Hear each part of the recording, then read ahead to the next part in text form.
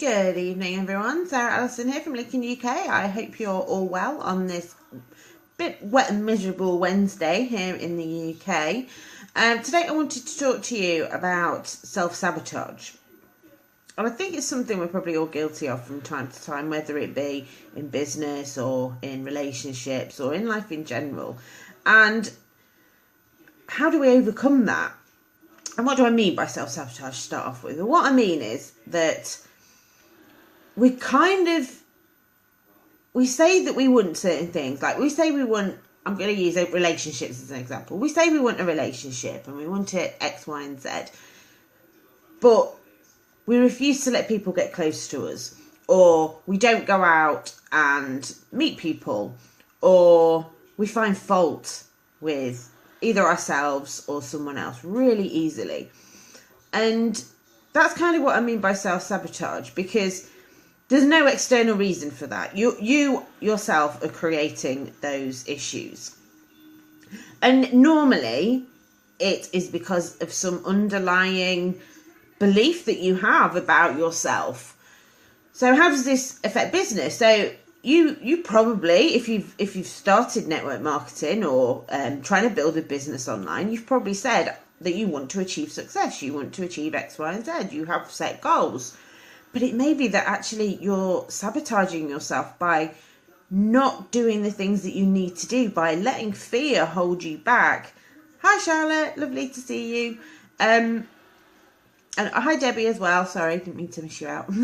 And so you say that you want all these things, but your actual actions are self-sabotaging, because there's no reason whatsoever why you can't be successful. No reason why you can't achieve those goals. The only reason that you're not going to get there is because of yourself. And we all are guilty of it in whatever area of life. Losing weight, for example, we say, oh, I want this body, I want to look like that, I want to fit in this. But then we'll go to the fridge and we'll eat something. And that is self-sabotage. It's going exactly against what we say that we outwardly want. And like I said, 9 times out of 10, it's because of some deep held fear that we have. And usually when it comes to sabotaging what you want, it's because you're scared. You're scared of failure. So you say you want something, but then if you mess it up, it's no one else's fault. You can look for all these reasons and say, oh, it failed, I didn't achieve that. And you know that it's you. So no one's rejected you. No one's done anything to hurt you. You've done it yourself. But that's kind of protective, if that makes sense. I don't know if that... Yeah, exactly, Charlotte. That's right. You start off with all these well-intentioned, but then it goes out the window, and it is because of some deep-held belief about yourself. And I mean, weight loss is a very complicated one because lots of things come into play, whether it be time. But ultimately, I think if you were to break it down, it's not as important as you think it is. So I want to lose weight, but actually I'm not that unhappy as I am. So it doesn't matter if I eat that. It's fine. It'll be okay. And you tell yourself all of that. Or it's because you don't feel that you can lose weight. Deep down, there's something inside you telling you, well, you're never going to achieve it, so why try? And like I say, I do think this is something that every single person can relate to. I think that we've all had those moments where we say we want something, but we sabotage it ourselves. And it's how you overcome that. So one of the best ways to overcome that is actually just to face that fear. Really think long and hard. Lack of organisation. Yeah, that's very true. I mean, that's a big business one as well. I mean, food, I've been there. For me, food was bad when I was single because I felt like, oh, I can't bother to cook. It's more effort to cook than it is just to get a takeaway. And I told myself that repeatedly, like I was doing myself a favour. Obviously, I wasn't doing myself any favours, but it felt like that. And you say lack of organisation. I know how busy you are, and I get that. But anyone would say, actually, it doesn't take that long to heat a bowl of soup or cook some pasta. It takes just as long. In fact, it probably takes about 45 minutes for an average takeaway to come. Imagine what you could have rustled up in that time. And unless your cupboards are absolutely bare, then there isn't really. It is that. There is another reason for it. And it's the same with business. You can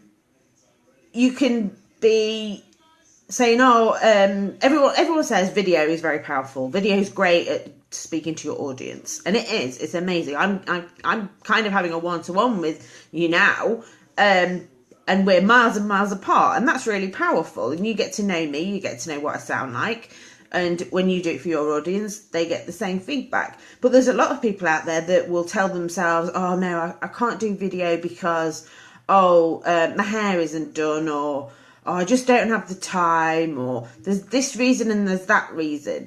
But ultimately, I think you'll probably find it comes down to a deep-seated fear. And that may be a fear of being judged. It may be a fear of saying the wrong thing.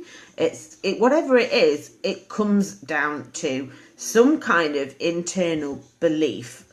And that's what you need to look at. You need to look at, what are your beliefs about yourself? Do you honestly believe that you can be successful? Do you believe that you can do what it takes to lose weight? Do you believe in yourself that you are able to have the relationship that you want? Do you feel you deserve that? And like I say, once you've identified what the answer is, well, actually, no, I feel that I'm not capable of doing those things, then it's time to do some work on that self-esteem and that self-confidence, because of course you can. Anyone can do anything. Anyone can achieve anything they want to. Usain Bolt, yes, he has a lot of attributes that make him a good runner, but he didn't just become a good runner. He may have had some natural skill, but he worked really hard, day in, day out. He would go to the gym. He would train every day. He would push himself to beat his times. And it's obviously paid off. And there'll be other runners. The reason there's kids at school that are good at running or good at art or whatever, not every single one of them makes it. And the difference comes down to their own willingness and their own belief to do whatever it is that they have to do to get to the top. And so self-sabotage is a massive part, and it is a massive part of our daily lives, and it's a struggle that we probably all go through with different aspects. And I mean, Charlotte just said video is awesome. She felt a fear of going live for ages, but you have to feel the fear and do it anyway. You do, and I'm addicted to lives now. I try and do one every single day because I really like putting myself out there. I feel that I can say and put my passion into it a lot better than I can in words. And so for me, I didn't really have that fear. I've done speaking in my past. I was a social worker. I'm used to speaking to people. But for me, what one of my fears is being rejected. And that's obviously in every area of my life, is that fear of not being good enough.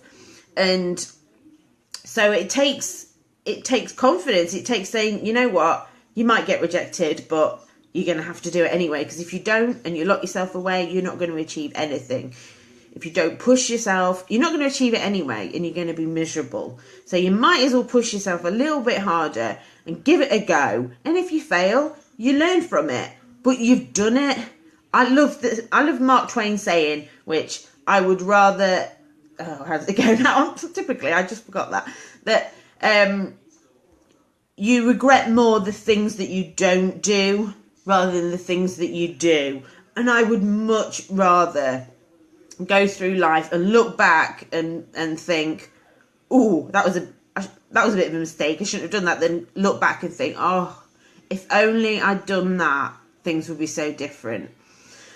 So there you go. Anyway, that's self-sabotage, and hopefully you'll learn something from it. It's a good chance to do a real bit of soul searching and think about what your behaviour is saying about where you want to be in life.